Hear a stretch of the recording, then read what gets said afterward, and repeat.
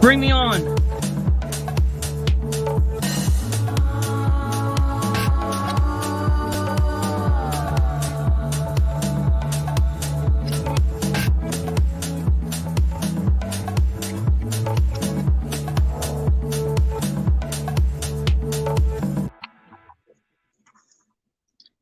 Hey, take me off of, take that thing off.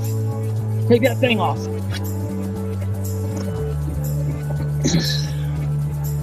Damn it. Okay, hey, can you kill the music? Okay, folks, so this is what's going on. For everybody wanting to know, please, Kate, can you or somebody please go and share this on my page? Share the link on my page and title it the Firefighter Public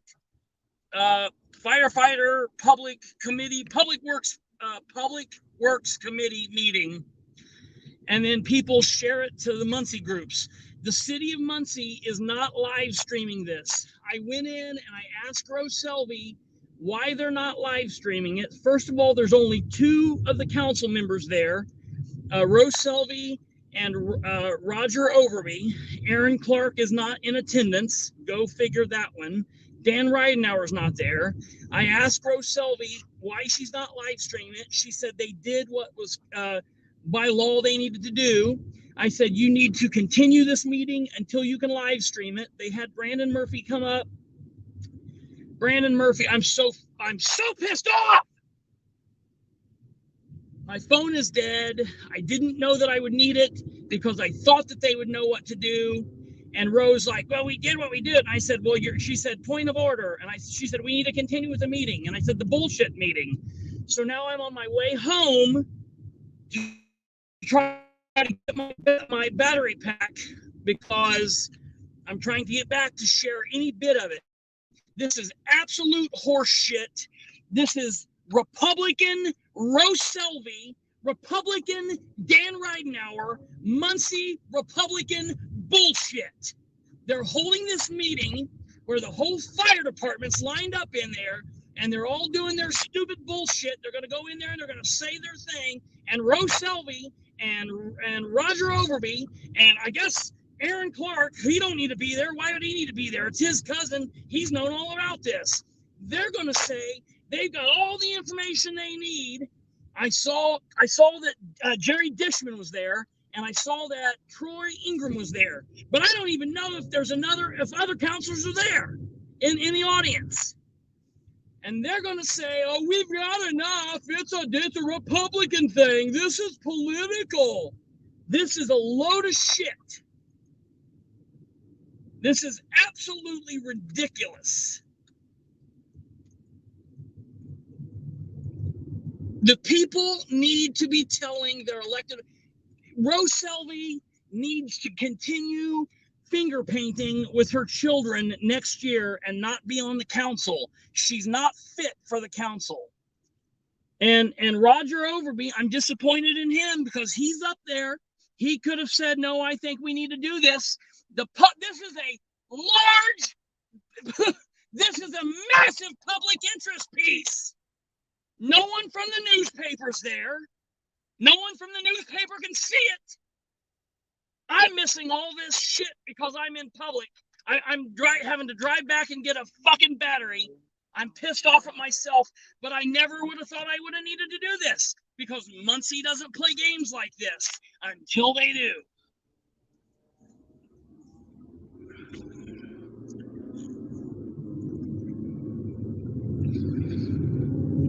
I don't know. Can you guys hear me? I don't know if you guys can hear me.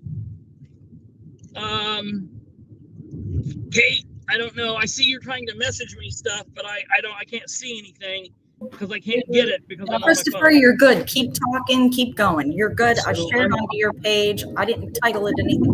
That's fine. That's fine. Pissed. So you're good. This is absolute horseshit.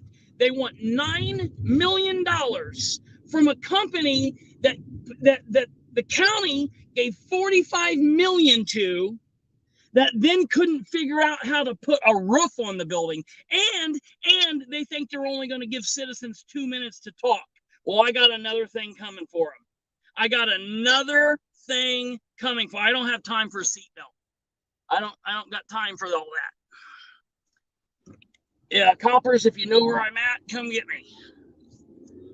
This is the Libertarian right now. Oh, did I leave my water there? Oh, I'm so pissed I can't even see straight. Selvey has no business on that council.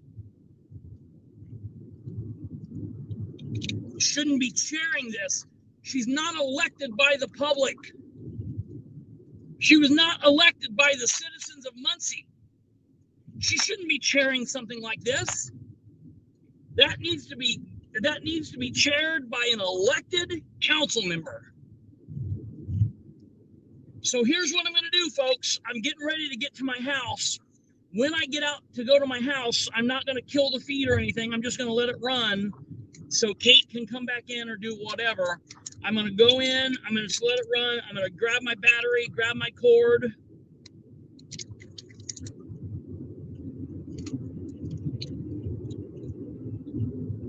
You did. You did. You did. You did. You did. You did. I'm going to tell her, I see how you paid for your lieutenant governor endorsement.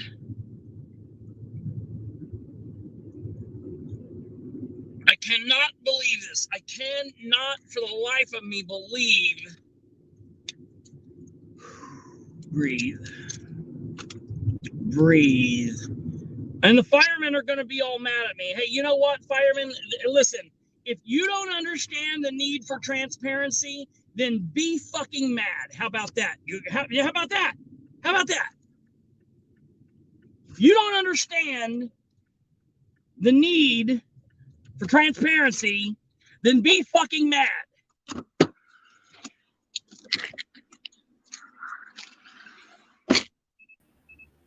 Apparently today's the day that everyone's doing the middle fingers. So that's always fun. So we'll wait on Christopher to get back in the vehicle. And then I'll hop back off and y'all can hang out with Christopher while he goes and screams at Ro and her delightful sense of transparency and spending $9 million behind taxpayers' backs. Because, you know, that's what we do. Apparently it is. Apparently it is.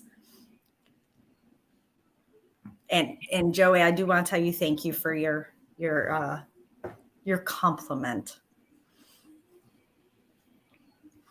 So yeah, it's been a day. It's been a day. So Christopher will be nice and riled up for his interview with my husband tonight. So hopefully he calls him some bad names. And all right. Oh, he's back. That was quick. Good. Woo! All right, flying like a bat out of hell. Now, yeah, look. Just a heads up. You're in charge of this now because I have a meeting in 10 minutes. Oh, what? I have a meeting in 10 minutes with the Libertarian Party. Libertarian District meeting. Oh, God. Okay.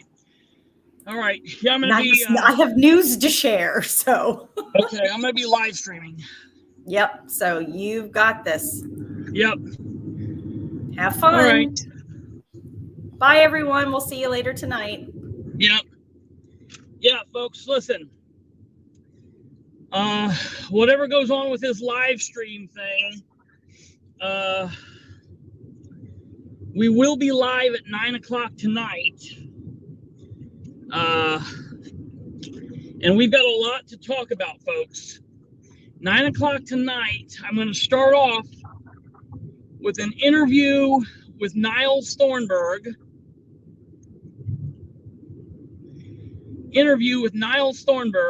Running for mayor of Winchester. And then we've got a lot of stuff to talk about. Stuff from Winchester, stuff from Muncie, of course, stuff from Henry County. We got to talk about the Rob Kendall and Casey Daniels interview with Clay Morgan, and we're going to have a packed show tonight. So no matter what goes on up here, 9 p.m. Eastern tonight, you're going to want to be there or be square. Let me see if I can do this, which is not remotely dangerous at all. Ta-da. Okay, folks. It's going to get a little crazy when I get ready to go up here because I'm going to rip you down and put you sideways, but I'll treat you good.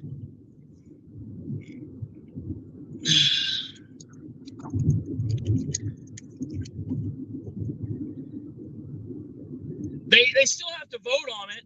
Absolutely. At the next meeting, Wayne, absolutely they will have to. But I'm just letting you guys know that this is orchestrated bullshit.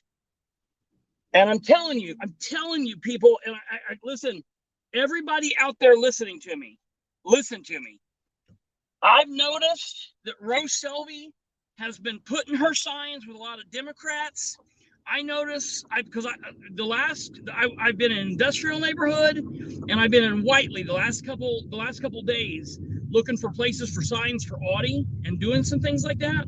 And I've noticed that Rose Selvey's got her signs in a lot of people's yards in Whiteley and industrial, and I think that she's got people wildly fooled. Wildly fooled. Hell, if Sproles is up here, Sproles got another thing coming. I'm in Delaware County. There's a new sheriff in town up here, and it's not John Sproles.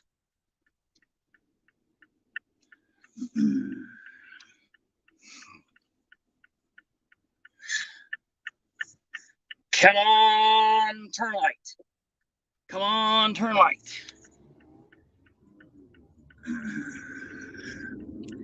And I don't even know that this is going to hold the charge of my phone to do this because StreamYard sucks so much of my battery out. I've got it plugged into a battery pack, but it's only on 4% right now. But my battery pack is 100%, and it's a massive battery pack, but it's only on 4%. So I'm going to try to do everything that I can to live stream as much of this meeting as I can.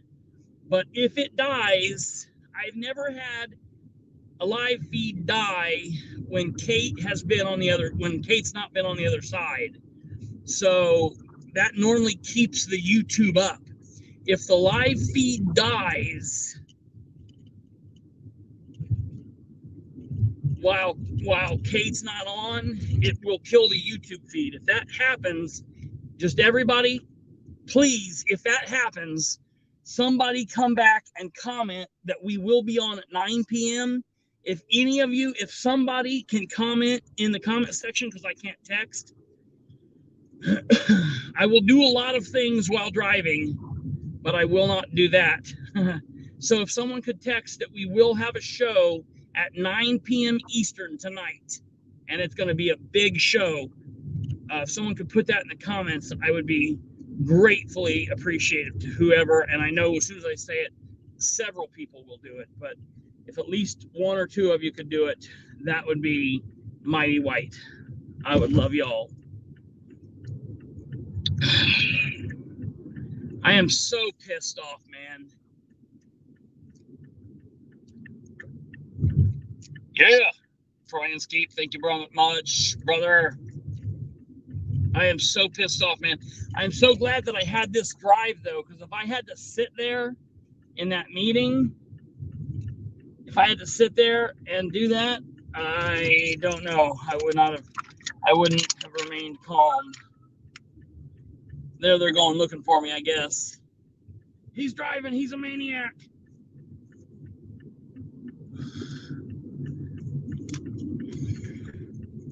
Trying to load myself up here with all my stuff so I can just get out and run.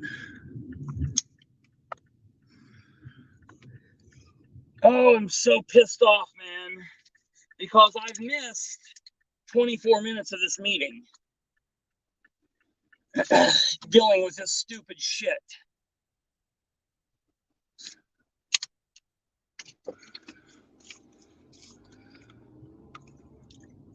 That wasn't even the water I was drinking a minute ago. Damn it, I looked around, I thought Audie would be here, but of course Audie wasn't here. Perfect storm of stupidity.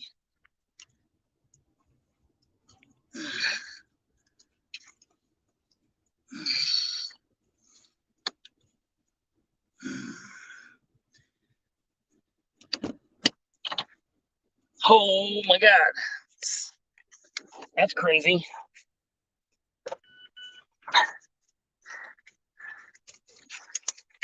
All right, I don't know if I can do this. Give me a second.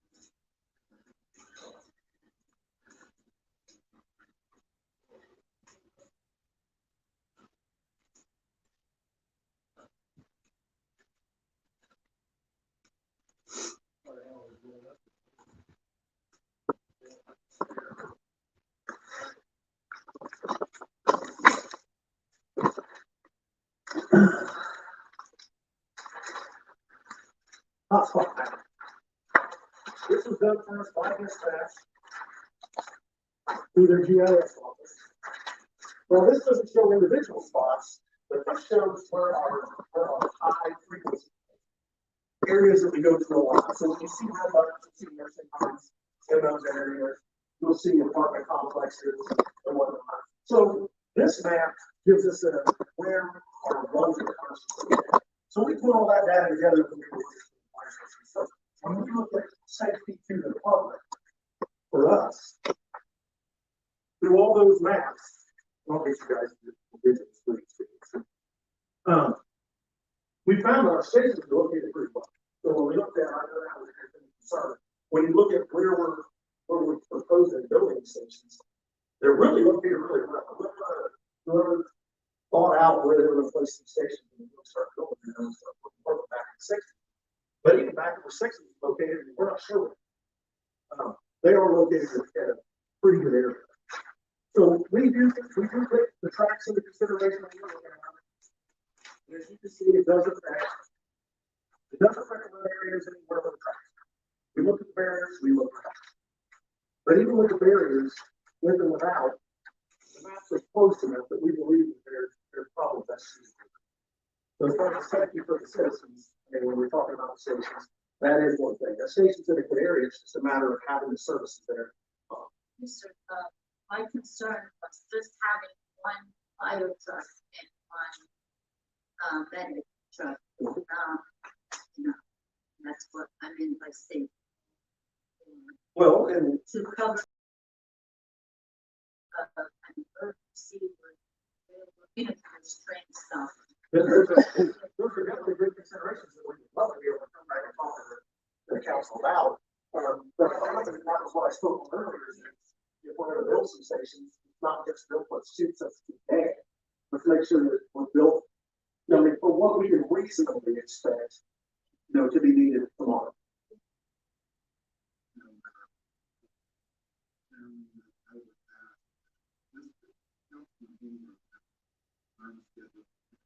You got some perfect questions.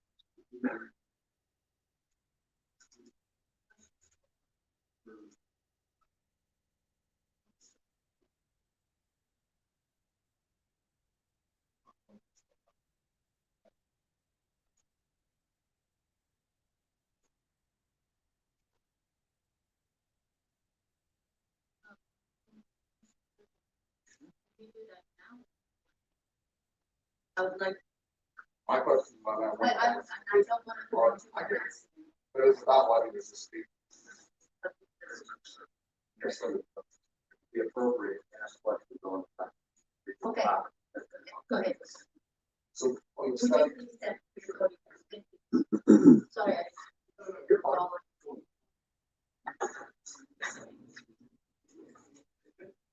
Like I said, it's a simple question. On the studies that you're talking about, barriers or house barriers, are those for ambulance and fire combined or separate? Yeah, no, it was actual average response times from those stations, so they would fit with Both. yes, correct. Yes. Yep, and then like the one match. Okay.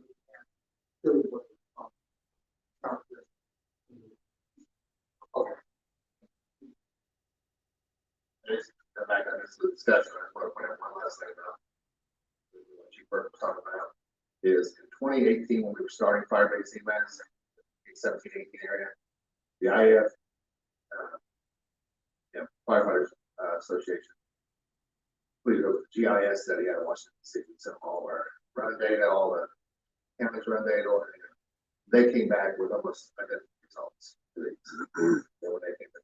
So nothing much has changed in the last few years, but the results of this study and the results of the IAFF study from years ago, this basically reinforce each other.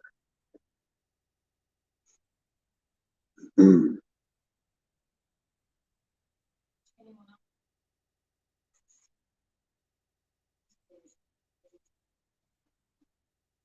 We'll move to topic number 3, firefighter and PMT living condition.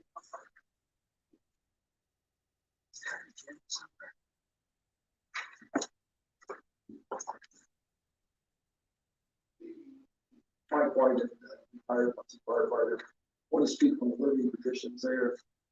That was the station that I was assigned to when I retired. I worked there many years. Mike, they said earlier that was never designed to be a fire station, it was a house. So when they made it a fire station, they do certain things. One was the steps coming out of the living area, where the living room, bunk rooms, stuff, is a ramp. And I've seen many times firefighters come down when they're making a run. They didn't have their shoes on, or even had slick, like their dress shoes on, fall. Their feet would fly up in the air and come down. Some had gotten hurt and had to go to the doctor because of that. Like I said, that wasn't designed for, no fire station is going to have a ramp. Also, in 2011, that's when it flooded. There was approximately 5 feet sewer water in the basement, sewage that backed up and came in there. The station had to be closed. They had to tear out all the drywall, both in the bottom and the upper floor, because it sat empty for so long. Mold was all over the entire station. It was remediated, but even when I retired, there was still, you could still see mold in different places. The flooding didn't stop. Many times I would be up all night long making runs and pumping, squeegeeing, and mopping water. We had to stay ahead of it because it was coming in so fast.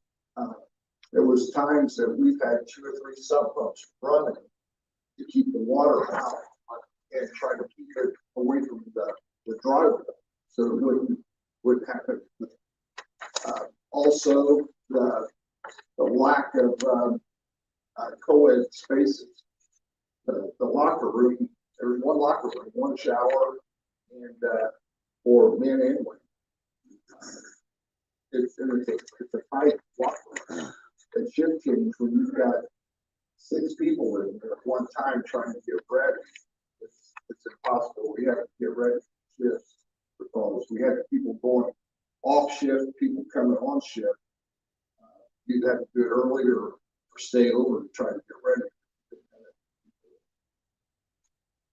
It's also anytime when you'd be either in the basement, in the kitchen area, living area, or wherever the bunker, smelling diesel fumes when the trucks come in, leaving, or every Monday truck check where we have to run the truck, we have to take it outside in the wintertime. We're going to fill your station up inside the living quarters with exhaust.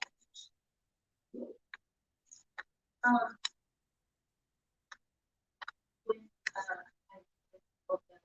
spaces, as a woman, I was concerned, not for any, you know, but it was just privacy as a woman, you know. And I remember a discussion in Station 1, and I asked the B.O.T, had a discussion privately, one-on-one, not in front of the other guys, just so that she was comfortable talking to me. First of all, I was shocked that she did not know when she got recruited that she heard about her living accommodation. And then, you know, she's adapted and she loves what she does. What shocked me was when one of the male firefighters said, "Why are you concentrating on just the females? It is hard, you know, it's difficult for us. We as men also need our privacy." So I think in that, how does that affect do you when you would? I honestly, I don't think a lot of them know our living conditions when they apply. And I did ask him to see where you were going to be working when you said and he said no. And I in my mind, I'm like, well, she saw it. She's probably, I don't know that for sure, but it's important. I think separating and giving people privacy will help retention as well. Yeah, the retention rate.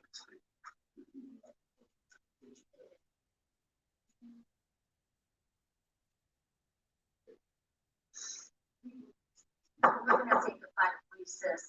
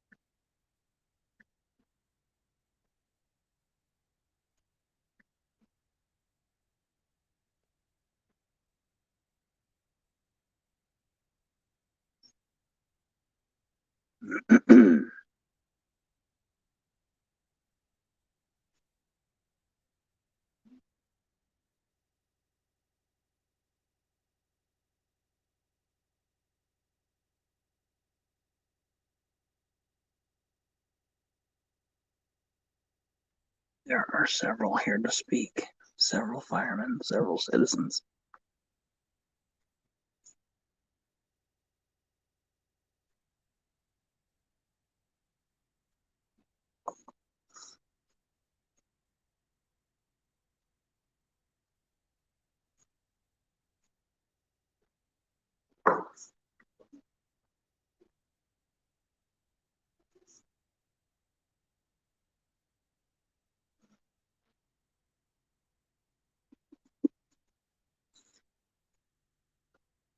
Of course, the mayor's not here.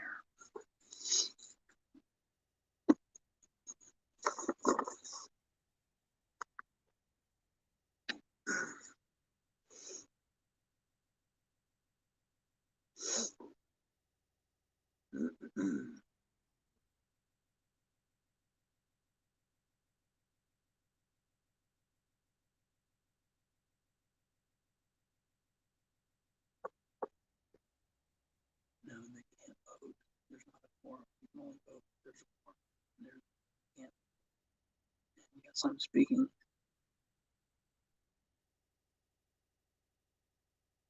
They're just on break.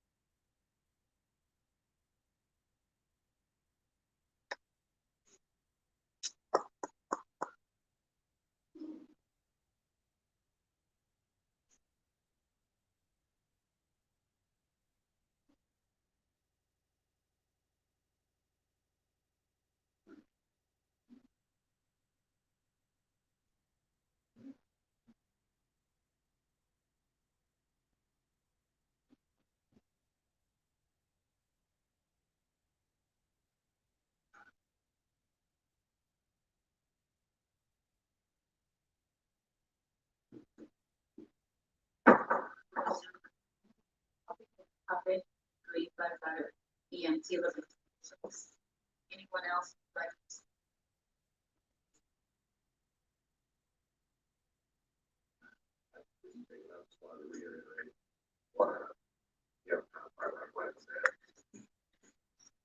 I worked at six twice over the last 3 weeks of my COVID shit, so I'm gonna bring on station six, but I was there twice. The first time I was there, we had three left in there. Our bedroom is just a big room with mattresses, beds, with twin beds. There's like 6 of them in a row, one over the top. So we have an 8-bedroom. First time I was there, a firefighter didn't feel comfortable sleeping up there with females, slept on the downstairs on the chair. The second time I was there, I think my paramedic didn't feel comfortable in there and slept on the couch. I mean, so our employees are sleeping on chairs and couches because of the privacy issues. Those are instances of privacy.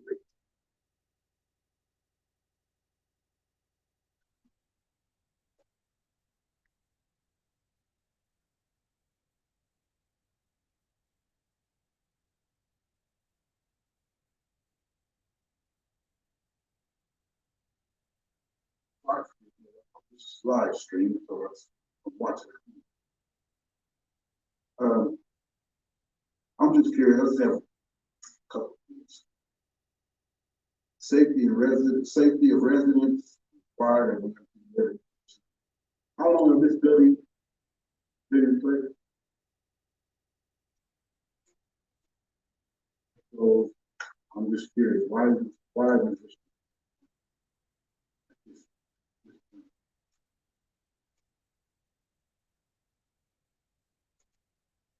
I'm,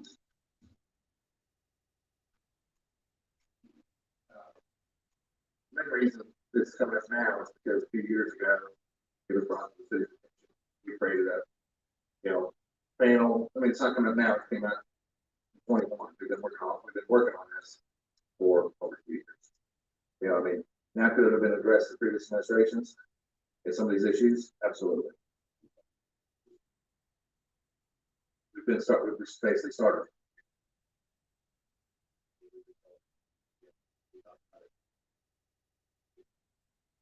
I'm not against the new station. This time seems for that. And I feel like our community, our district is being used for votes for this purpose. It came last year, you got a thumbs up. I just feel like the timing is fun. It's just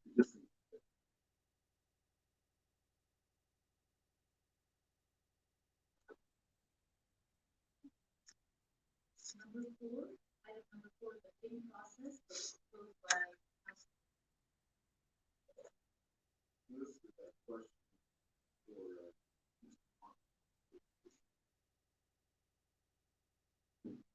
Yes, sir. One of my questions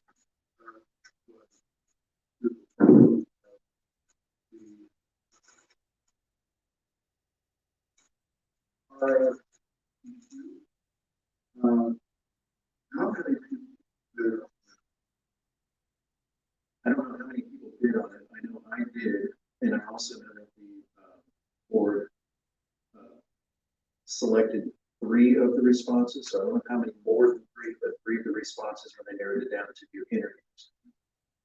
And so I was one of the 3 that did interviews and then was subsequently selected. I know of 2 companies that were not selected for interviews, so I believe the answer to that is 5. But there were 3 that were interviewed, following those 5 responses, and there may be others that I'm not. And concern,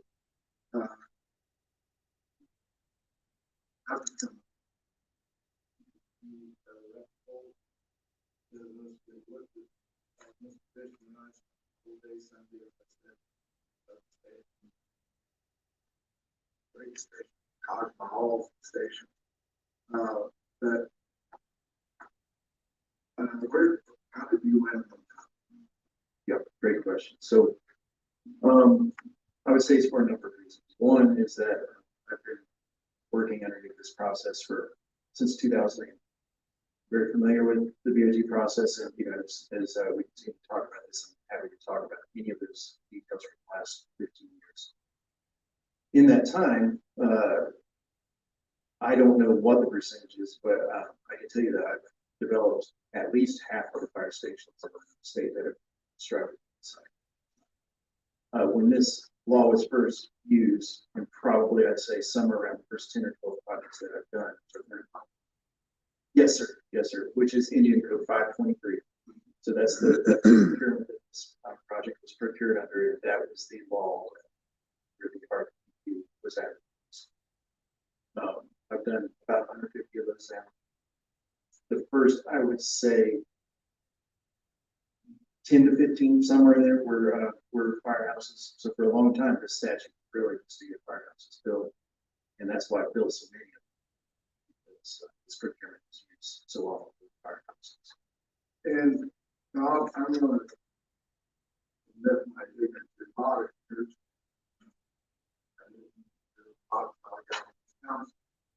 And one of the sections involved, I have a question, but is the no conflict. And if I may, I'll read that section.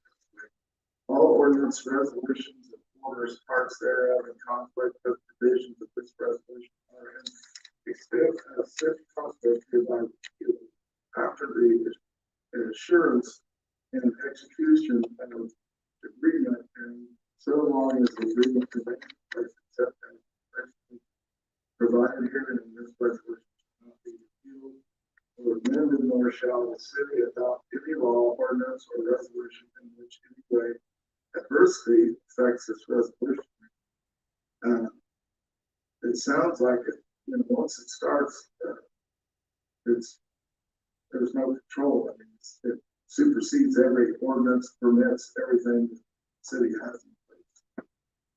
Yeah, so the answer to that question is that provision is not required by any input. So if the council decided to strike that provision, there's no legal requirement for a paragraph like to be in there. So you could strike that if you chose to. So we could amend it. That's exactly right, sir. Because once it goes into place, it's out of the council's hands. I mean, the council, this council or next council has to say it. Right.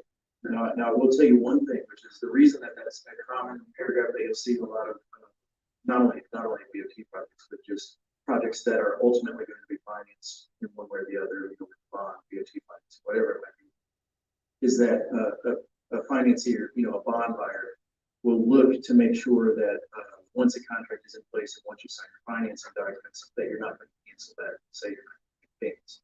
So I will say that paragraph will, you know, this is just the first step. Just as a reminder, you know, from the council meeting tonight, there's still multiple meetings that will still need to happen financing, you know, albeit all those. But it is definitely not required for 523. It might be a paragraph that would help you with financing timeframes, but you could always insert a paragraph like that at that time if you're on that. So I think that you've got multiple ways.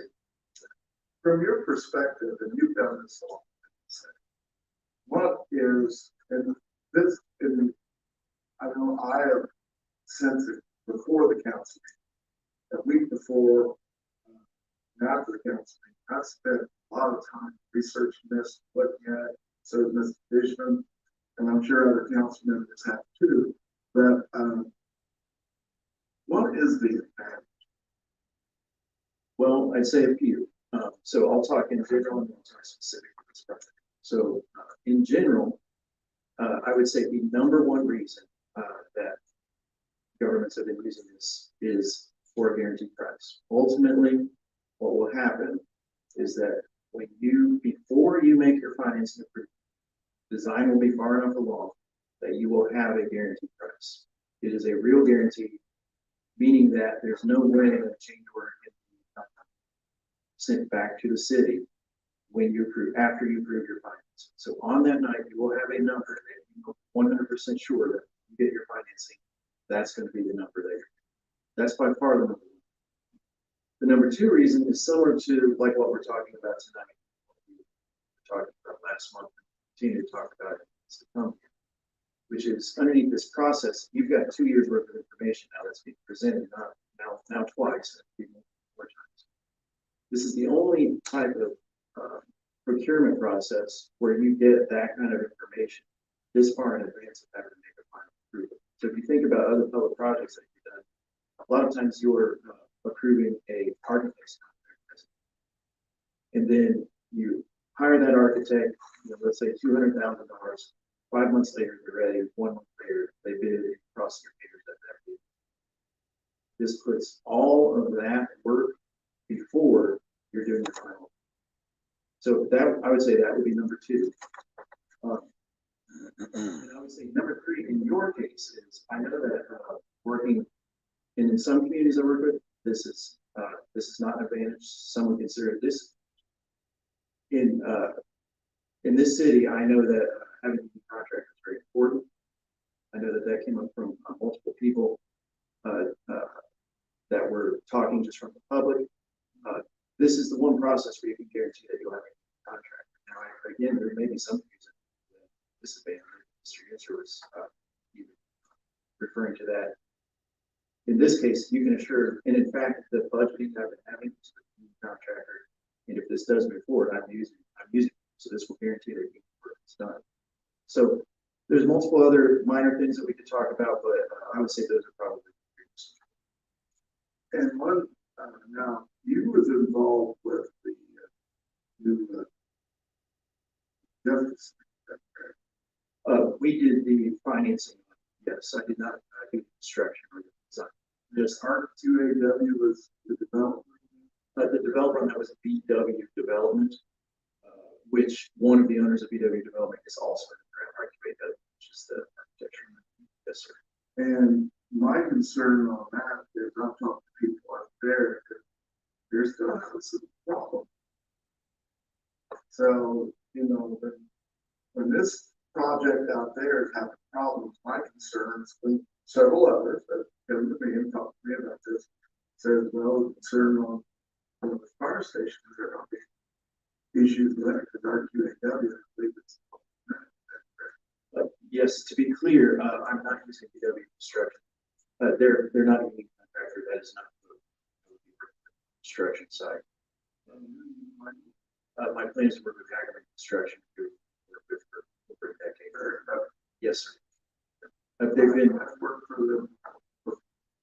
They've been in business over 100 years. The second largest union contractor in the state. Good, well, thank you for that. Answer. That, as far as that part of it. That I have, well, when we get to the budget, I do that. Yes, sir. Does anyone else want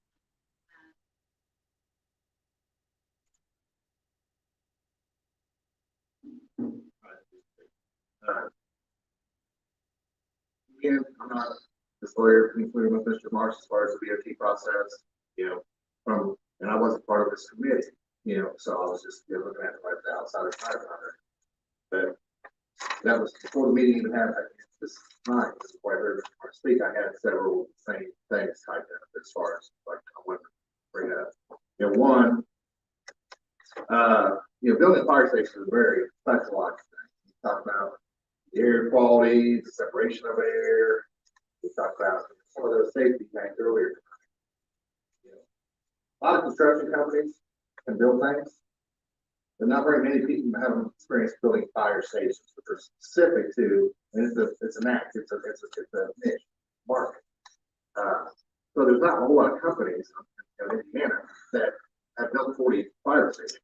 So one thing I think benefited us from this type of process, and was we allowed the firefighters to be input in this.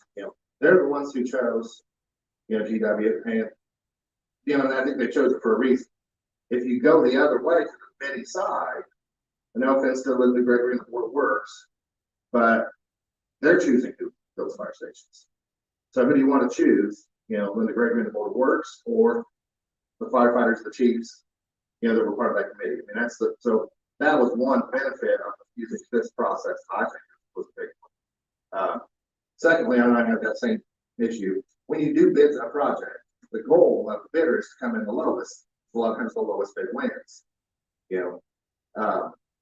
And then you end up getting change orders throughout the process as the cost keeps growing. It's almost like this is a fixed mortgage rate, and the other one's an adjustable mortgage rate. Most people prefer fixed.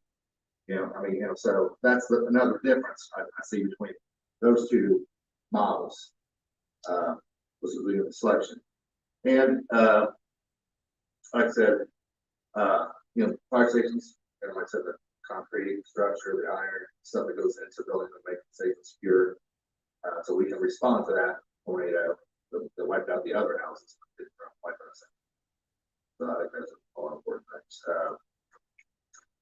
So.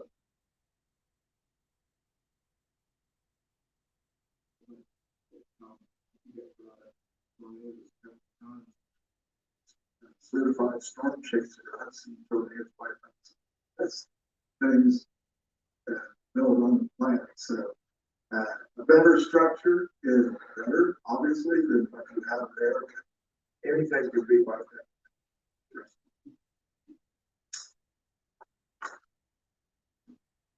Good evening, committee. For clarity's sake, because I think we've went over, are we still on this bidding process or going in bid management? Want to make sure I say all.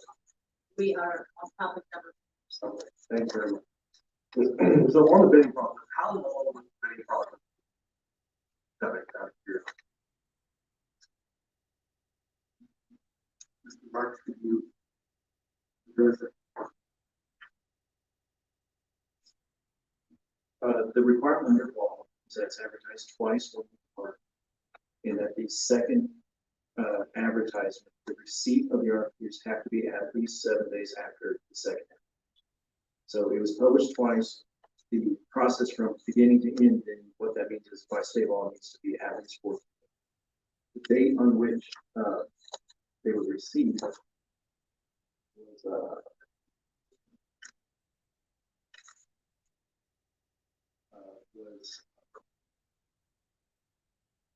March of 2020. So that was when that process occurred. So I understand that they were open for at least 14 days. Hopefully we didn't do the minimum on that. Mr. Marks is aware of anybody for how long they had minimum. Second question on the bidding process. Was the city, we had a city council on the bid, correct? Okay, were those bids and information sent to the other council members to be able to have information at that time? Okay. I did attend one meeting that back first.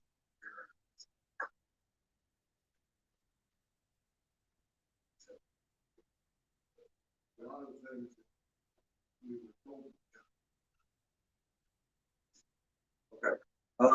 Another question I have in relation to the bidding process, because it sounds like that happened in March of 21.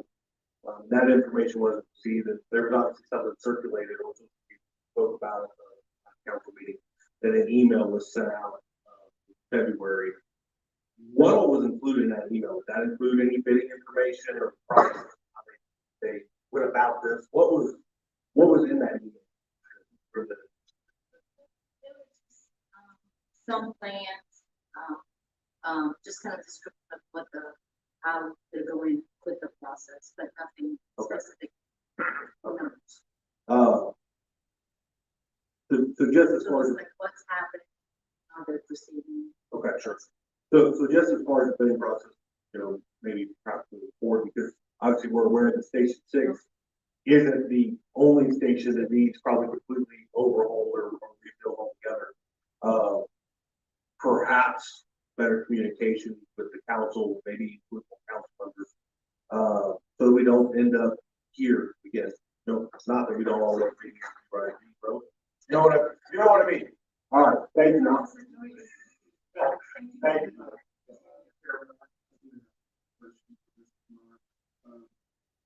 Mr. Marks, he was involved in the Worksville station. Is that correct? I'm currently building their police department. Yes, sir. The one, the Vernon Township station. I did not build it very. I know about it because I know the trustee felt that I was not building. Well, my question was going to be, and maybe you still answered, Councilman Bishop and I went to that station. Like I said, it's a great station, Council Hall station. It came in at $6 million of change.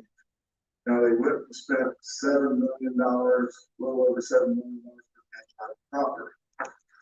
And it, other than they had to scale it back, they had 3 bays that they had to scale back for money, so it was too big. But everything else, the living quarters and all that, separate living quarters, the negative air pressure, the cleaning of the turnout gear, all that is pretty much just like your plans here. So I guess my question is, other than having the 3rd bay, and the city already owns the property that you want to put it on, why is there that much difference in price? Well, And they just moved in there in August. yes. So, well, there's 2 reasons. The main reason being that the time that was procured was before the run that's happened this 2 years. So, just as an example, when I first started doing this, the very first firehouse I ever built was just a little bit over $200 a square foot. It's almost triple that now. So, and for years, we're talking 2 and 3% inflation per year. There was times in 2020, 2021, where it was more than that per month. So now what you might say from that is let's wait for it to go back down. What you've been hearing in the news might sound like deflation, but it's not deflation, it's disinflation, meaning that inflation is still happening, it's just going down. We're still seeing, I would say in the construction world, probably something like 4, 5, 6% annual type inflation versus in 2020 and 2021, 20 to 30% inflation, probably more than that. So that's the answer. I wish I could tell you that by waiting, we could go back to a new normal, you know, or the old normal, but we're in a new normal. I just don't see that happening. And so, though that pricing is reflective of current conditions, we've bid out 2 other firehouses where we're, you know, I keep saying that this is kind of the first step, but 2 more. I have a couple of other ones where we're down to step 3, so we've actually got real numbers on these projects, and it's right in line with where our higher this one. Now, having said all that, there is a cheaper way to build this, but I just don't see that being the type of station that we want. I mean, I'm currently building one that's going to be opening next month. We're building it for $3 million, but it's a full run, you know, and I have no problem building those. I think that in certain communities they're fantastic. I just don't see it at that location being the right type of construction. But I would not be being honest with you when I say there's a cheaper way of building a firehouse, because there is. I just think the committee and me personally would probably not want that kind of firehouse. Well, sir, I'm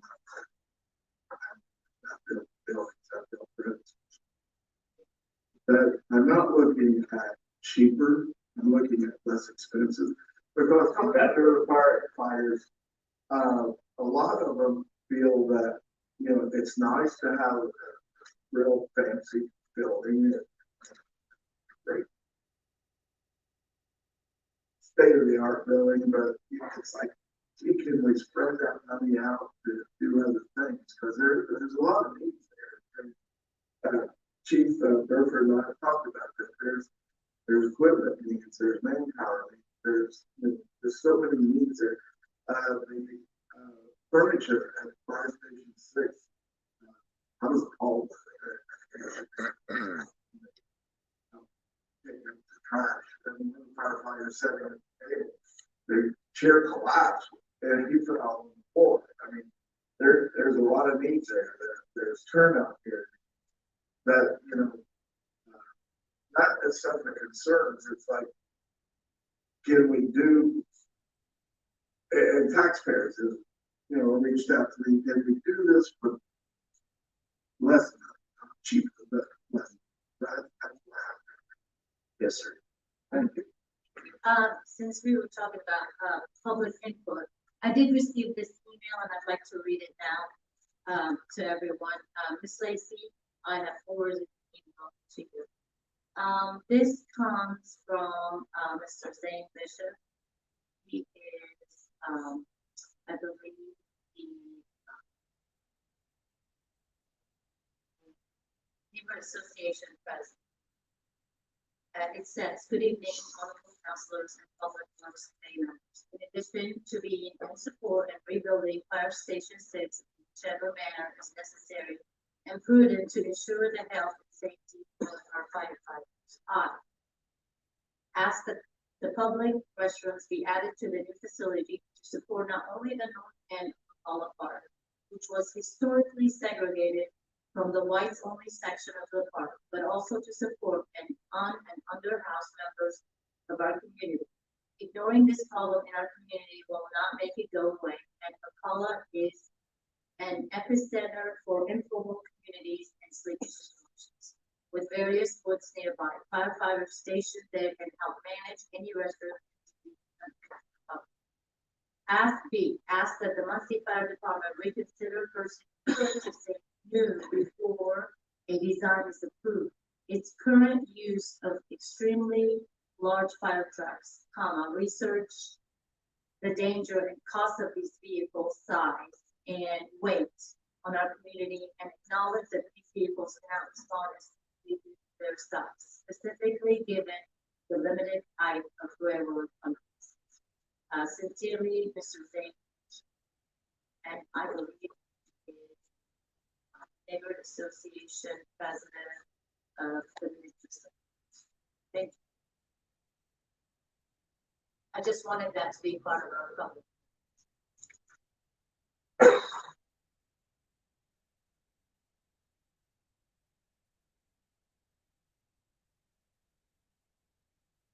My name is Johnny Barber, sorry I'm late. I had a few questions. First of all, I'd like to know where the bids were placed to get this process started, where it was published at, and how we ended up with one company that is the same company that was doing the solar plant for the same amount of money. That was the best. Okay, but it's not on television, so I was late. So there's a couple more things I'd like to add too, but he might be able to. What kind of percentage does the middleman, he says he's building these, that he's just a middleman, he has no construction company, he is the middleman. What kind of percentage are we having to pay the middleman to build these buildings? Mr. Overbey, you explained that you went to the one at Mount Comfort or Courtsville. That building was completely furnished with all state-of-the-art facilities, all the furniture, all the computers, everything in that building was brand new, furnished for $6.4, $6.7 million. We're looking at almost $9 million, and there's not a whole lot of furnishings in there. That place was a turnkey operation. They went right in, had new computers, had new everything. They built a weight room in there for the police department and the fire department to use. State-of-the-art equipment in there. It is one fine facility for $6.7 million. And actually, it was $7.7 million, but they had to buy the property. Right. I'm not asking Yes. a question. Yeah, but we own the property there. Also, want to go on the record. I've heard it said many times. This fire station number 6 was a residence at one time. This firehouse was built in 1964, a firehouse. It was redesigned same time that fire station number 5, about the same time fire station number 5 was built. They were built the same year, 1960. So, I'm sorry, I was told that it was built for a firehouse, not for a they did have a house. Mr. Martin, would you like to address Mr. Thank you, Mr. Thank you very much. I know Mr. Barber just said that it was almost $9 million. What I quoted was $7,948,000. So that is not almost $9 million. It's $7,948,000. We already discussed the pricing difference between now and 3 years ago. I will say, because one thing I didn't talk about was that the budget is inclusive of furniture, fixtures, equipment. It's also inclusive of insurance. It's also included demolition of the existing firehouse if you choose to demolish it. Don't choose not to demolish it. Obviously, demolish it. So this is an all-inclusive budget. Both last one. I believe, if I'm correct, the price of furniture included in the budget was $35,000. Is that correct? Yes, there's several line items that may have furniture, fixtures, or equipment. The furnitures that are firefighters, are they different? Manufacturers, so when we're saying furniture, it's not like a furniture that I would put in my home. Right. It's commercial grade furniture, and so That's probably why it's more expensive that's right. than Gills Brothers.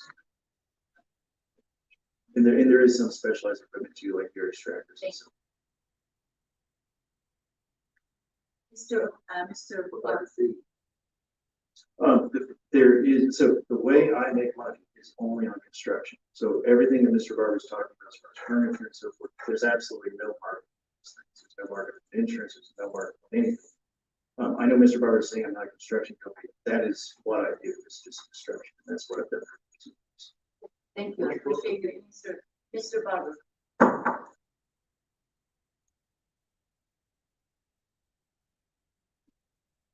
Can you give us a price percentage on broker fee for building this building? do not charge any percentage because I always feel that if you charge by percentage, you have an incentive then to make billing cost more. So the way that we make our money in construction is we give you a guarantee. We will give you complete open book pricing. Profit will always be shown. It will be guaranteed. It will never go up.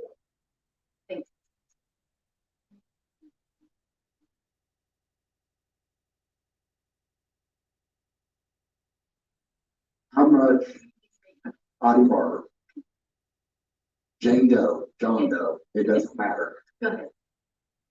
How much on $7.84 million does GM make off of this building? It's a simple question. Do you make 100,000? Do you make 150,000? Do you make 1.2 million? Do you make 2.5 million? What does GM make off of this building? In the budget that I presented at the council, it says very clearly on there that the overhead profit is $127,450. That is not just GM development, that is a shared fee that I will have with our construction. I will make approximately 40% of that. They will make approximately 60% of that. Thank you. Thank you for answering the question.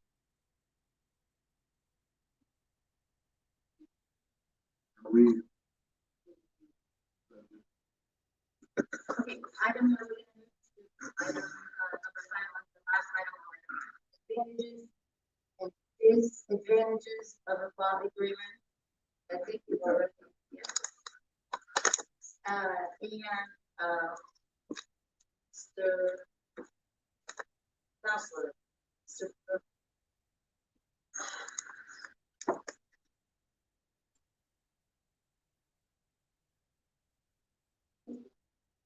Question was the budget part of the bidding process on the item on the agenda. You're asking me whether the budget's on the agenda. No, I'm asking was the budget, was that supposed to be discussed in item number 2? Or could it have been? No, the budget's relevant to 17.3. Could be discussed under any. Thank you. I appreciate it. Go ahead, Mr. Mr. Mark. Some of the questions I have on the project,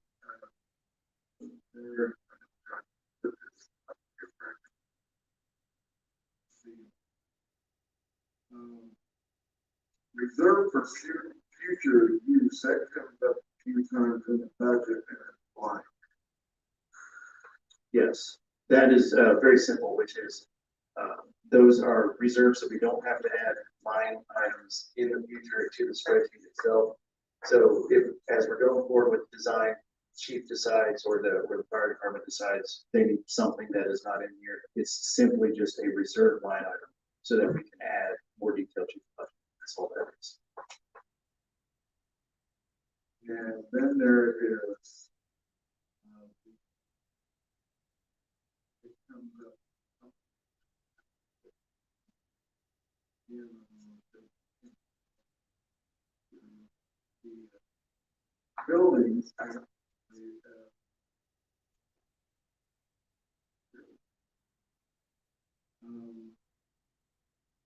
testing and services. Now, does that mean the ground that what the building on is not been tested? No, what testing services means is there'll be like, for instance, concrete when you pour concrete. We normally get samples that are with each board. And so you'll have a 7-day break, a 14-day break, a 28-day break. So it would be that.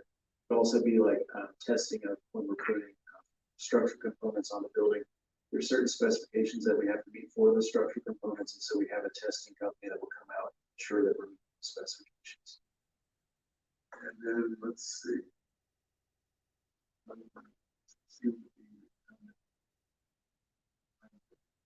CM staffing and direct labor. And that comes up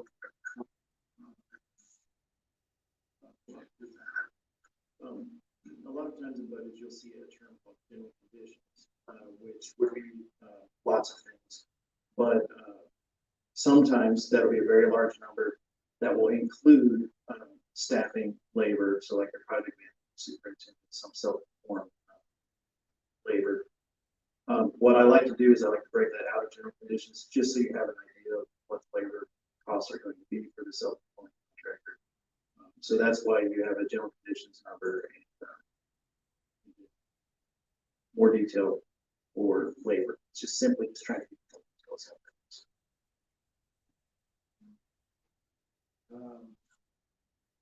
Then we have, let's see, safety, that's the $15,000. So we, and I believe the city does too, but I always do on every project have a requirement that certain safety conditions are met. This is one of the reasons I like working with union contractors, because they also have an internal requirement for safety. So what that is we have, we'll have multiple safety inspections. If the project is going on, they're not announced, and they will come by and make sure that the project is being done for the safety.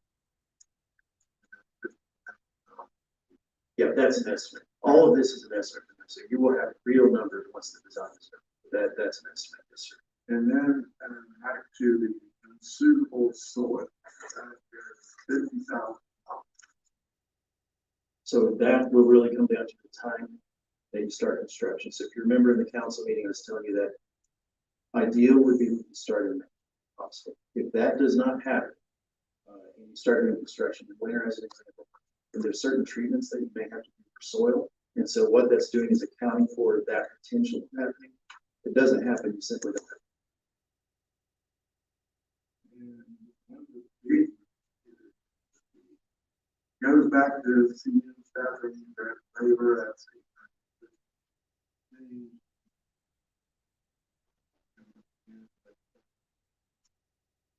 and then we have 5,000. That's just an American flag. One whole, And probably a station patch or any of those sorts of things. Yeah. And again, if you don't want a flag, then just send. I'm sure, 5. I didn't know there was multiple older one. It's usually 2. Usually 2. One more.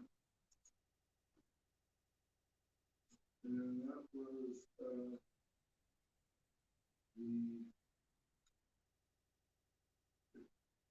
was the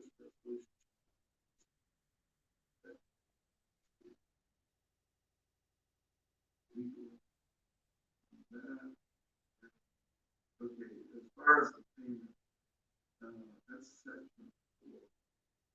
The council hereby authorizes the city financial advisor and city attorney to provide analysis, documentation, recommendations to the council project expenses and transaction document. And is that something that the mayor can change in any time? I think that whoever hires the financial advisor from the city level, I don't know if that would be the mayor or the city council, but that financial advisor works, at the whim of whoever it is. So if the mayor's the one hiring the financial advisor, then yes, he could change the advisor. The whole idea there is just, again, I know I've said this multiple times, but this is the first step, multiple steps. The next step is that you need independent financial analysis from someone saying that these numbers make sense. And that's what your financial advisor will do. And again, I don't know if the council would be the person hiring the person or the mayor, but someone at the city would be hiring. Retainage. That's blank. Yeah, the reason for that is how retainage works is, let's say there's $100,000 bill. The city, by right, underneath B.O.T agreements, can pull back $5,000. 5% is common. So as you get to $1 million, what that means is contractors put in $1 million worth of work, but you're holding back 50,000. As you get to 2 million, you go back 100.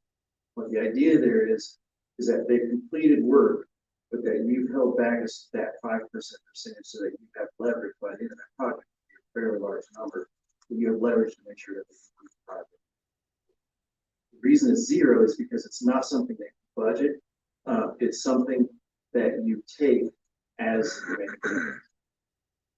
And so this will end up being what's called scheduled back. What the idea here is that we use this for the billing. Once this is finalized, it's actually used for the billing. So that's why the retainage line item is there, because when you do a billing, you're going to start seeing that in negative number. What that means is that's when you go back and you're not getting the contract.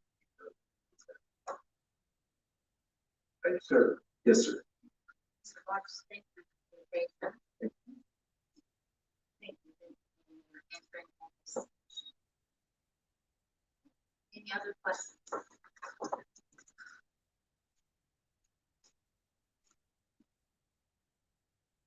Christopher Bilbrey, this is not a question, I guess it's more of a statement. He said that one of those things in the budget was to pay for testing the soil in the winter. And since this has been up for vote, he keeps talking about the fact that if it's voted on quickly, that it would start in May. So I would simply say, let's not pay for testing in winter. If we hold off 3 more months, that would only push it till July, which is still not winter. So if the new council votes in January, that's going to push this away 3 months. If we start now and we start construction in May of 24, 3 months from now, I assume would be July of 24. So, you know, it's still not winter. And I want to put that, just out there. I'll say the rest during the closure. That's fine.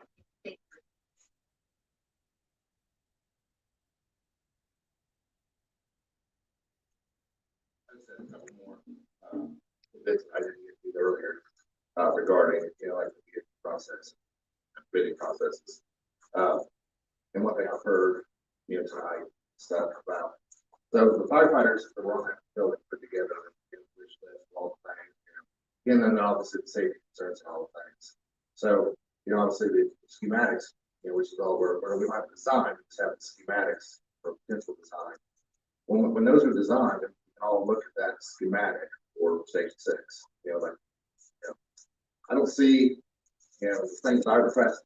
I requested hot tubs, see all the things all the things are luxuries that they ever had. I don't think we got any of those. And we got the stuff to keep us safe.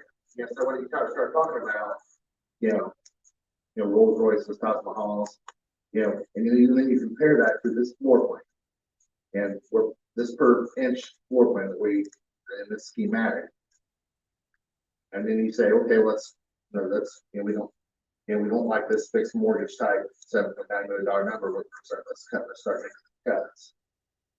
You're not cutting. This one's following bells and whistles. You're cutting. Hey, let's recombine the weight room and the gear room.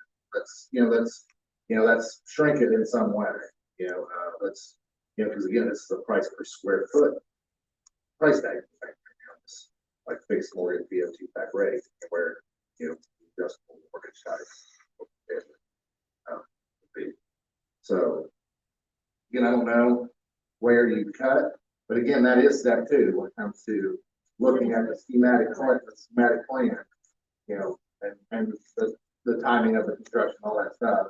Because that total cost number would be in the next phase that you guys work with. And I mentioned that a couple times. That's phase 2. Right. But thank you. And no, you are not asking for. No, okay.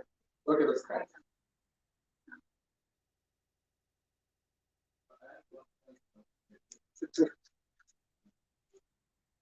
Good evening, Andrew Pop, just in case I have a couple of questions on the resolution itself, the wording of the document. Some of this may be for you guys, some of this may be for Council Attorney, Mr. Murphy, here this evening. So it says in here, mentioned quite a few times, the city finance advisor. I know there's been a lot of turnover in the city administration. There's been positions that have been so long time. There's been positions that have been unfilled. Who is the city's financial advisor? Who is that person that they reference 6 or 7 times? You know who that is? I don't think Craig. So we don't know who. I don't. Sign that. We don't have one hired currently. That's what we would be hiring with this. Mr. Thompson, to answer your question, we have limited amount of.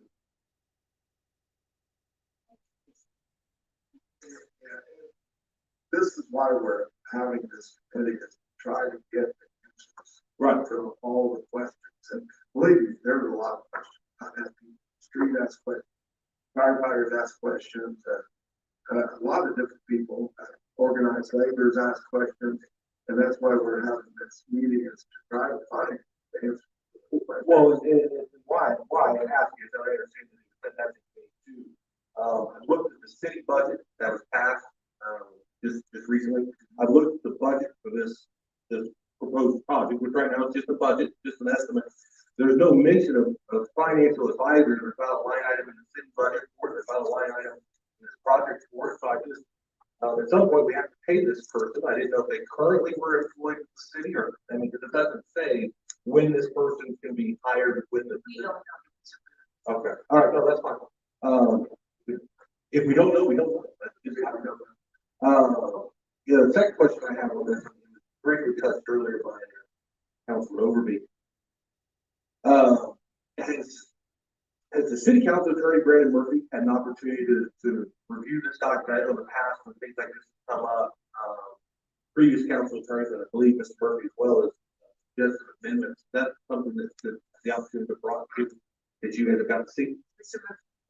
Okay.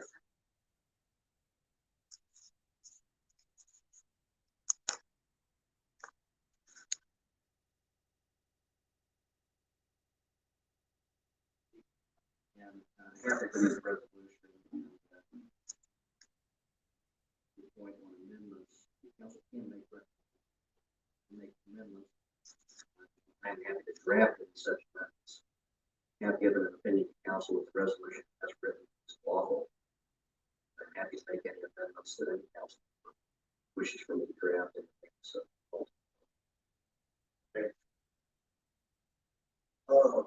The last question I have in here, maybe it's just a reiteration of what council mentioned earlier. This seems to be a very definitive resolution, uncommon with most resolutions that are passed on the council. I just want to make sure that, I know we're having a meeting here, and there's still, I don't know, there's still estimates, and that's by nobody's fault. Sometimes the information is just not available. I don't think anybody disagrees that there's a need for a firehouse, several firehouses actually. I just think that we need to make sure that when we're passing this, keep in mind that as written, this does read as very definitive, and language is unusual for most council resolutions. And you're very correct, sir, if I may, Madam Chairman. And one of the things that I think we brought up for you section on the conflict, which basically supersedes a lot of things that ordinances and resolutions and even permits with the city that Mr. Marks explained that, and we can amend that however. Sure. And so there is things that can be amended, and maybe probably will be for the ultimate. Okay, all right. Thank you guys very much, both for hearing me out and having. Absolutely.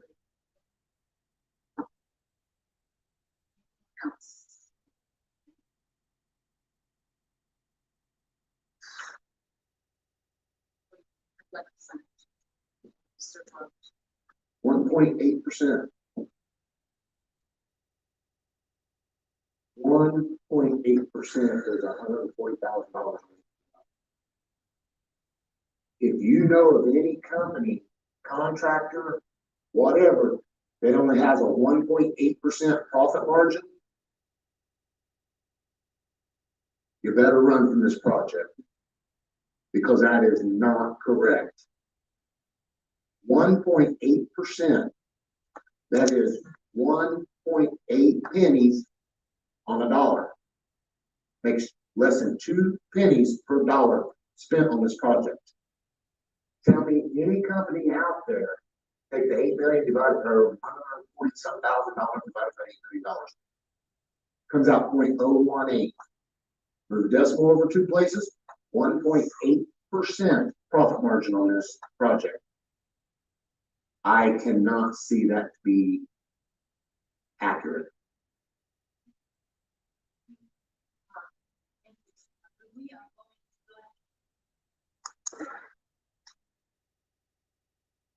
After Pastor Neal speaks, questions regarding this topic, I'm gonna open the floor for public comments. Yeah, that's right. Did you sign up? Thanks. Okay, I would like to open the public comments. After the public comments, Mr. Dishman and I will have a public discussion. Or, not to make a decision, we either vote or ask for more information or assign. So that will be after hearing more from the public. Mr. Chair Dishman, you have 2 minutes. My name is Jerry Dishman. I'm City Council District 5. Me and Mr. Overbey went to some of the fire stations, said what they were allowed, they were not. That's what I'd like to see our men and women. What question I have is, when you have a problem in the firehouse, you need something replaced. What does the fire person have to go through to get it done?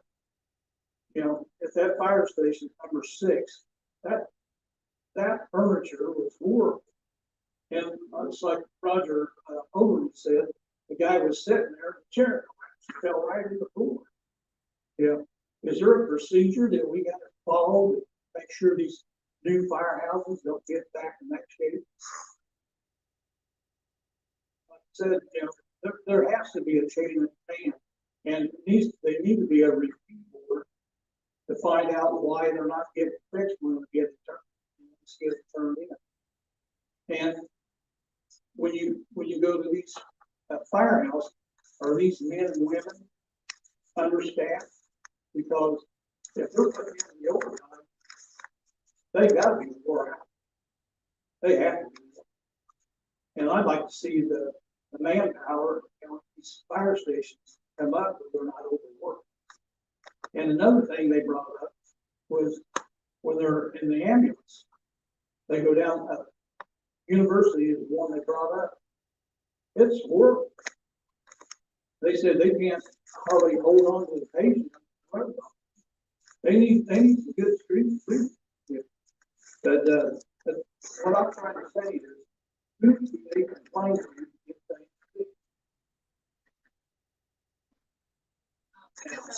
that's all I can say. These are public comments. They'll be part of the record. I appreciate this. Mr. Yancey. Oh,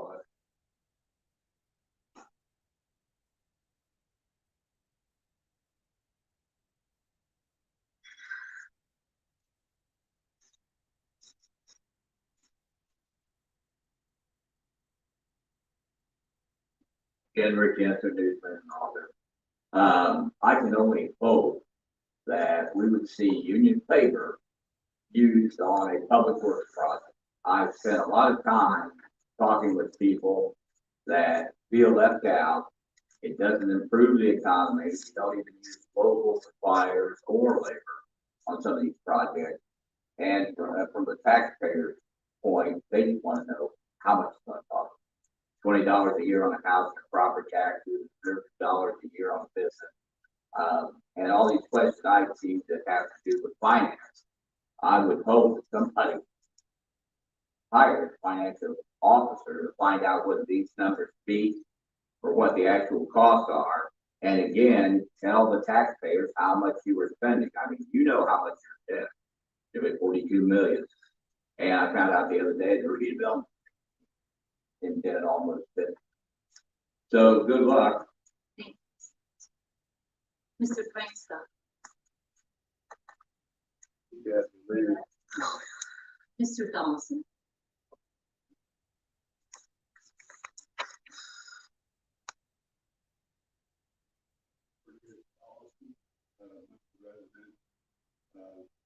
Living in the Wiley area.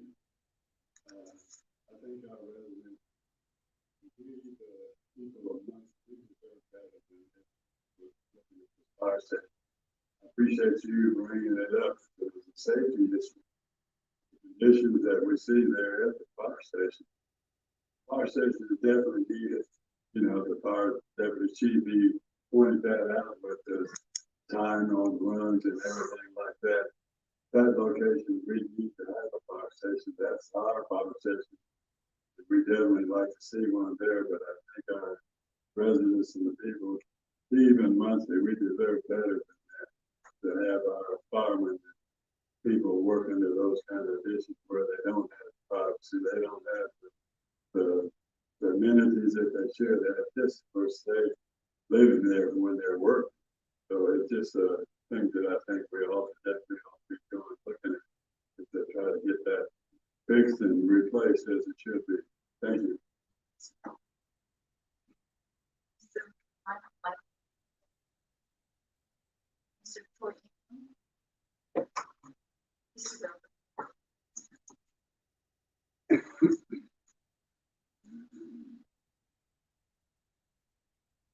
Christopher Bilbrey. There's nobody here that disagrees. There's nobody out in Muncie that disagrees. Maybe if you were talking about police, there might be certain public that don't like police. Nobody has a problem with firemen. Nobody has a problem with firemen. There's not a person in here that's speaking. There's not a person in the last meeting. You will never find people that say you shouldn't be taking care of this fireman. Everybody on the council, everybody that's running for office currently, everyone that's on all of their teams for the last several weeks has been yelling politics, politics. Politics has been on all sides of this. The Republicans have played it, the Democrats have played it. That's what happens. That's what government is, politics. I'm very disappointed, talking about politics, that the mayor is not here. The mayor should be sitting here. The mayor should be leading the charge on this. He's not. I'm very disappointed in you. You have let the citizens of Muncie down. This committee, you didn't even need to have it. This is a massive fight within the city of Muncie right now. And there's a lot of questions, a lot of people wanting to know what's happening, a lot of people wanting to know what's going to cost, what the figures are, where are they getting, what are we not getting, what's happening, who's doing it. The citizens needed to be able to witness that, needed to be able to see that, and you failed with the citizens. You had an option to make it right, and you chose not to. So that's very disappointing. I would like to make sure that whatever we do here, if we go forward with GM development, that somebody, for the love of God, make sure that we're going to get a roof if we do get a fire. Because I know that the Delaware County Jail right now is having a serious issue with the roof, and that's going to cost us, citizens in Muncie, as well. So just somebody make sure that we're getting a roof on fire department. The last thing that I want to say was today, I'm almost done. Just give me a few more things. Give me 30 seconds later. I'm going to speak for 30 seconds later. Okay, I'm going to speak for 30 seconds later. Okay, that's fine. Say it again. So the mayor of Muncie said today that he stated that there was the loft unit in Muncie appraised for $7.3 billion.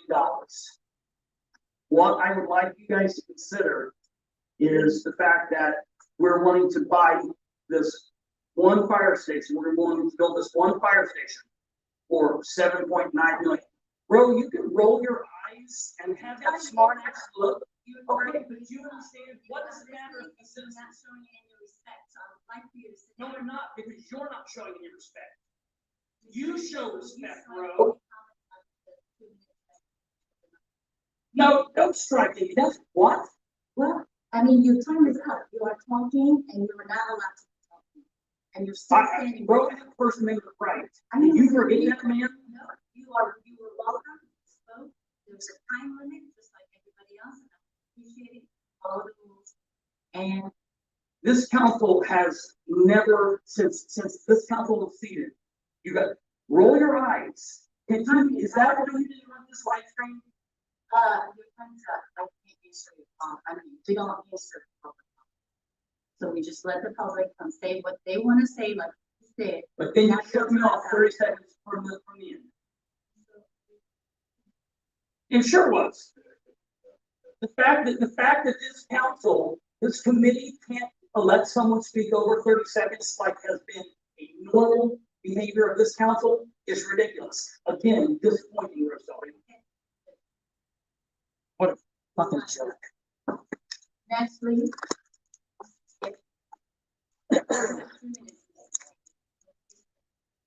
Bro, that's disgusting. Well, just reiterating what Bill said, nobody's here for this fight. Like you said, what Mr. Tyson said, maybe our neighborhood need. Problem is, like I said before, it's politics. January 1st, 2020, when this mayor took office, why didn't we say, come in and say, look, if it's that bad here, and I haven't been, it didn't just get that bad 6 months. From what I'm hearing, the probably got that bad doing the county administration. Why now? I'm not against the new fire station. Why now? It's just crazy.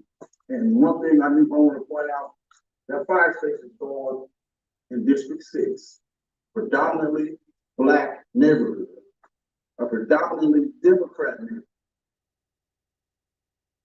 And you bend it over backwards and put it there at the last second a month before, or you put it there a month before the election. Seems like politics. I need Democrat votes. Let's do something for them. But like I said, I have no problem. If they've done this 2 years ago, and if I'm not mistaken, did they do a needs assessment last year from March to November? Why wasn't it decided leave? Nobody was saying it. I think everybody would have been for it. But it just seems fishy. And you can't just keep using people for votes. And that's what it seems like this is for. And my last thing I want to say, probably, you read a letter from Zane Bishop. If that letter would have been against fire station, still read it. Absolutely.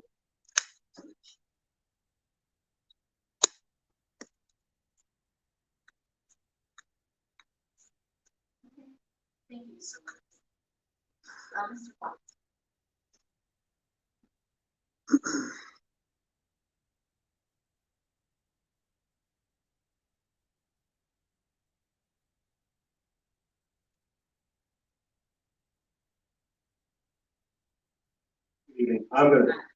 I'll speed up. I'm gonna start a timer just under mark that.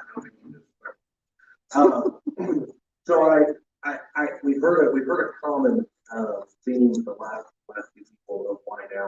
Well, why now is that you have black mold, you have animals living in firehouse station 6, you have safety hazards, you have every conceivable issue you could have for a reason to build a new firehouse now. Mr. White spoke, and he's on the Fire Merit Commission, as am I, as a council appointee, that a new firehouse could lead to retention. We have guys that are leaving all the time. So anything that would help with that, I think everybody would be all for. We've had people on staffing, retention is staffing. So I think, again, very important topic. I would say, though, as Mr. White mentioned, this building flooded in the early 2010s. This isn't a new issue. This isn't something where this has sprung up overnight. And so many issues that this council has had to deal with in the last 4 years of multiple iterations of the council, because people have come and gone. Nothing here is new. These issues didn't spring up overnight. The why now is just for a love of sake, for love of God, whoever you pray to, it's needed. And it's needed badly. And not just in 6, but in several stations. That said, I've only got 30 seconds left. There was a mention of maybe we might need a second meeting, maybe we may need to discuss longer, think harder, whatever the term was, I apologize. There was a lot of I don't know. There was a lot of I don't. And some of that may be the information that's not here in front of you. Maybe that information exists, we have it, and we produce it at the November meeting. But if not, we should get the I don't knows out. So, just saying. Mr. Glover.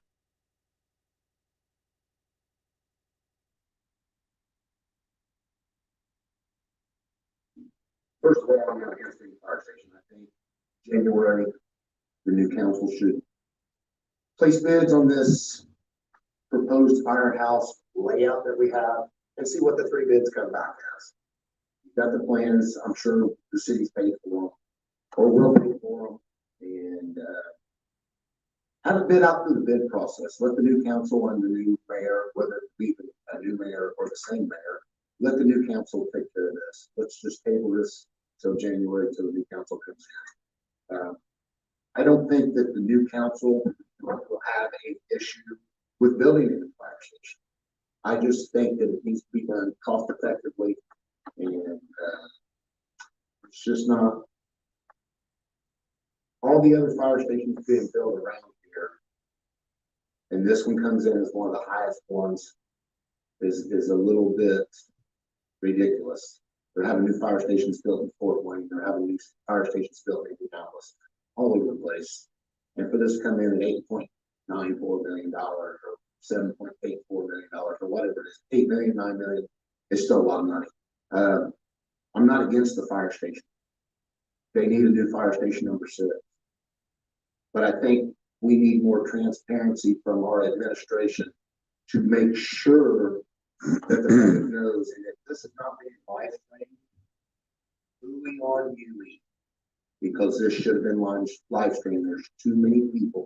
And if you chose to hold this from the public, what else are you willing to choose to hold from the public next year if you get elected? Live stream it, be transparent, just like everybody else. Why would you smile about that? It's funny, right, Miss Selvey? Is it funny? No, not yet. No, and you just interrupted me, so that gives me 5 seconds. Yeah, okay. Why is that funny? Why is that funny, Miss Selvey? Do you want to answer that, or can you not answer that, or are you afraid you're going to talk? There's nothing that says you cannot talk to the public. I don't like it. Okay, sure. As a person who set up the live streaming here, I was disappointed. I'm disappointed as why you're live streaming this, because it's very important. I've told several people in this audience, please be at this meeting. There's people in this audience that's not at this meeting. Some of them, I don't care if it's for or against it. I want to. I think we should continue to be transparent and let people know what's going on here, because as Mr. Pop said, there's a lot of unanswered questions. I am not against the fire station. I was there when it was closed down. I was one of the people who fought to get it reopened. I went to Whiteley Neighborhood Association, Hewley Center, with my camera and said, we need to have that station. People wasn't even told it was closed. They didn't have a sign up this closed. I've had to use that fire station, as I've said several times, for family members. The only thing that the reason that I was tabling was not against the fire station, and certainly not against the fire department. It was against, we didn't have one. I asked Mr. Marks a lot of questions tonight, and I still have some questions. We've had questions come up tonight that wasn't. I feel that we have to do our due diligence to answer the question. But I'll tell you, I've been told, we looked at these fire stations. We looked at 6. It is deplorable. The furniture is deplorable, and and I'll tell you something else. I've been told by firefighters, and this doesn't reflect to you, Chief Burford. I've been told by firefighters, and Mr. Davis can attest to this, that they were told, be careful what you tell the council. Be careful. here's what you tell them. You tell them this, but we also need this. I don't care. No. So I just feel that we need to dot all the I's, cross all the T's.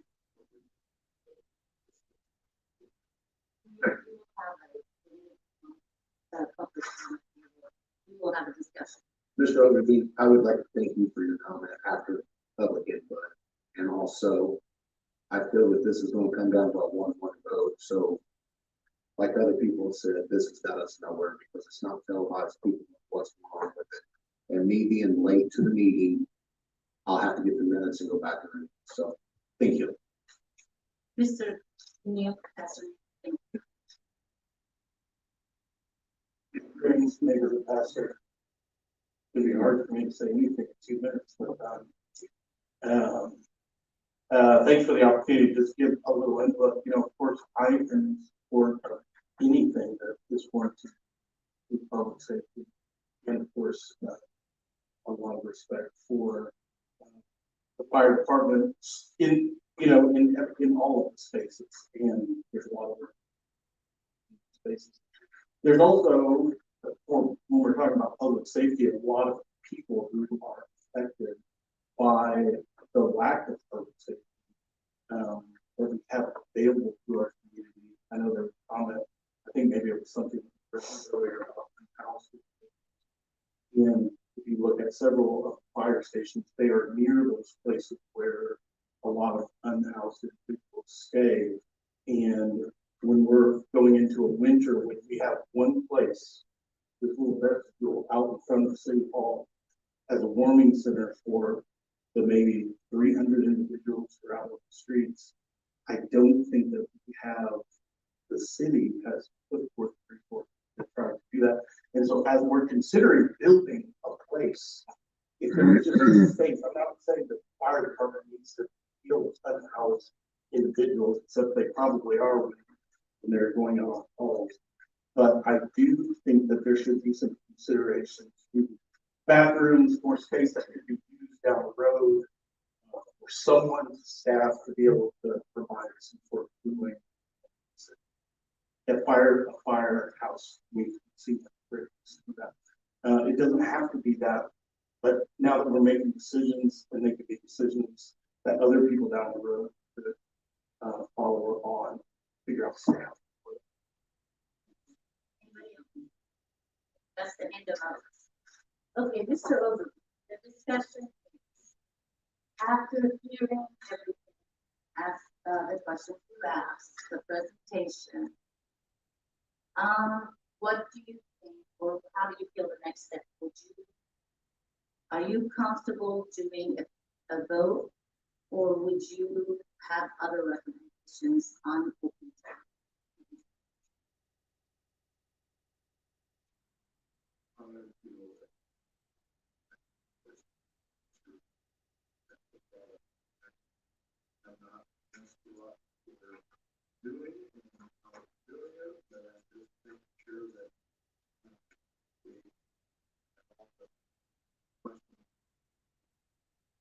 Since it's one, I'm going to ask for a vote. I'm going to follow the recommendations, and I will get back with you. I would like to do that. Talking to Mr. Marks, he said that he would be willing to be any means that, yeah, I appreciate, sir, you're sticking by that and your openness to answer the questions. And I feel that I do appreciate that. I do feel that if we have that meeting, I have to say, make sure it's live stream. There's a lot of people out there that wants to know. I have given all the information that was needed today, every time it happened, and that is beyond my control. Not good enough. So with that said, as the chairman of this committee, I will take Mr. Overbey's recommendation, and I would have to agree with him. Mr. Overbey, I will get back to you at another time and Mr. Clark, for an.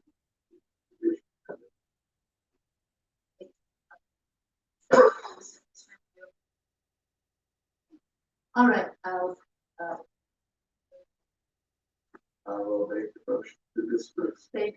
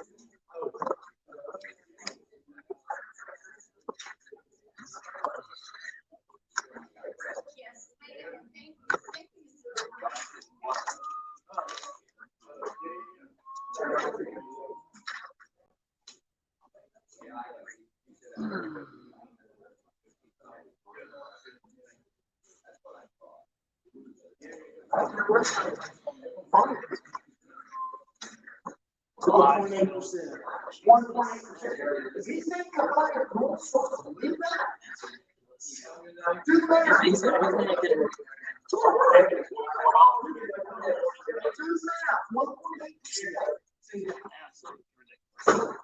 1.8%.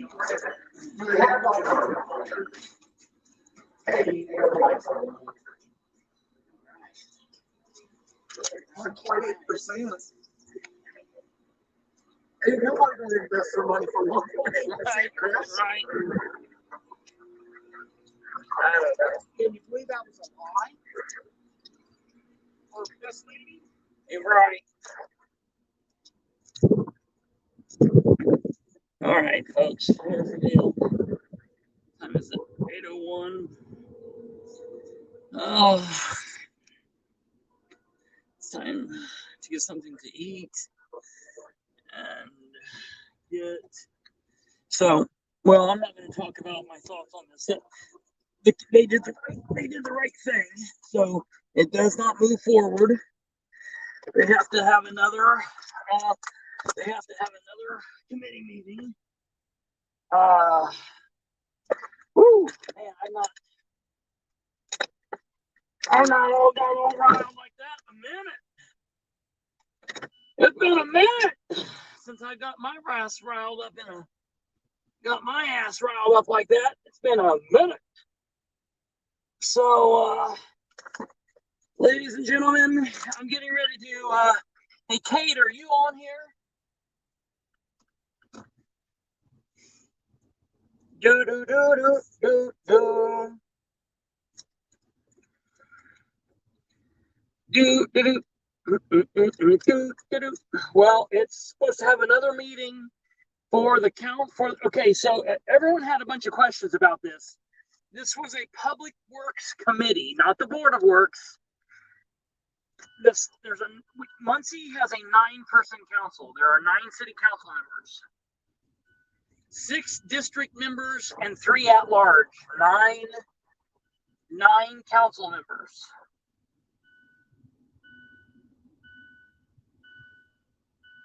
Nine council members. Committees are made up of only 3 because you can't have more than a quorum of voters together. So they just put 5 as a quorum. So they put 3 people on the committee, so it's never an illegal meeting, and they can have it, and it is what it is. It's just for an information gathering purpose. They make a recommendation, then they take their recommendation back to the council, and the council votes. So what they could have done tonight is they could have said, yes, we make a recommendation to go forward with this. Then at the next council meeting, they would have talked about whether they were going to bring it off the table or what. Or they could say, no, we make a recommendation that we do not go forward with this, which that would have been the ultimate thing. And they would, they could have killed it. The council could have then still chosen to do what they wanted to do. The council could have still voted for it, even though they made a not favorable recommendation. The last thing they did was they made a recommendation that they hold another meeting another meeting just like this. Hopefully it's live streamed. Rose Selvey does not, so first of all, Rose Selvey is not an elected council person. She was appointed. She has no business leading. That was ridiculous. First of all, she stripped public comment from 3 minutes to 2 minutes. And this council has never, under this council, had a strict 2 minute, 3 minute, and you're done rule. They have never done that. That's bullshit. And you know what she did? She let her emotions get the best of her. And she rolled her eyes, and she laughed, and she smirked, and she showed what she's about. Now, listen, this is the difference.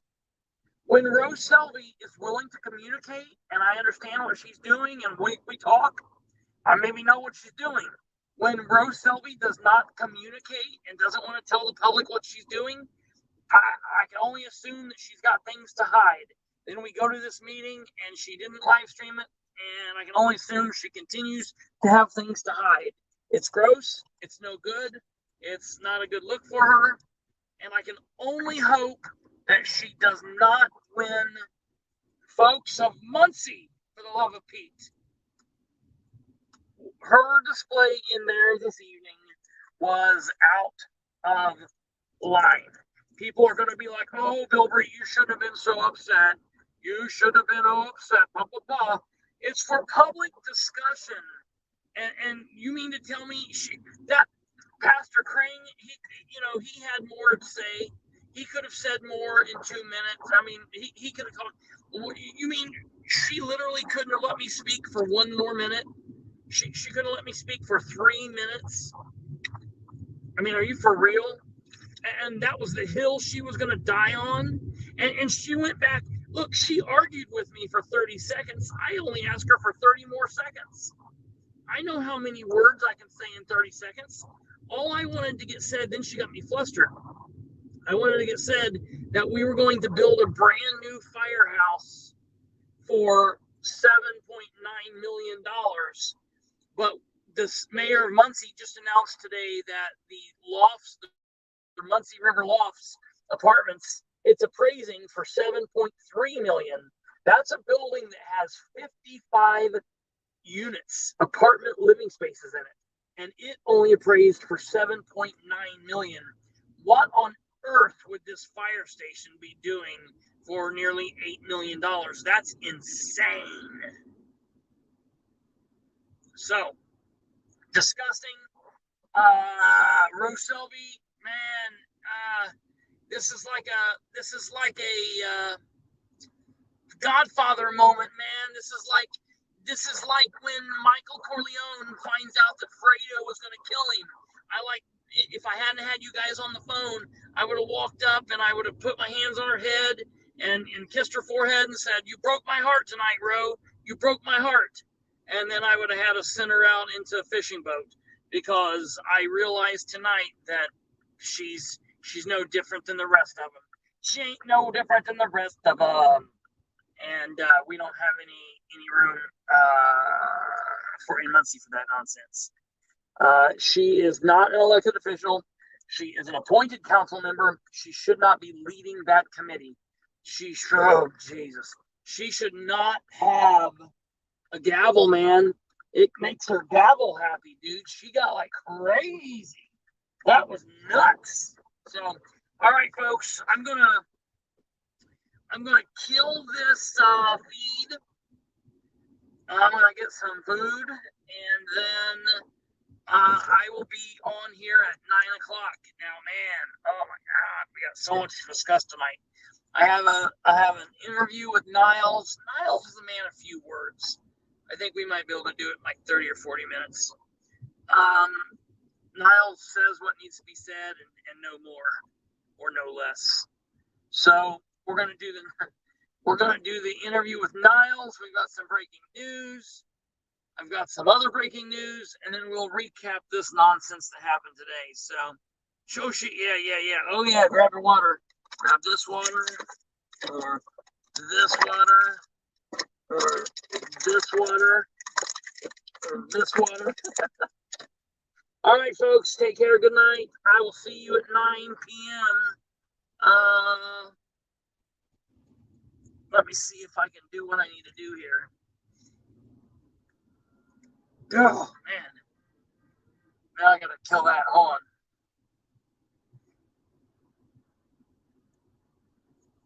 Give me a second.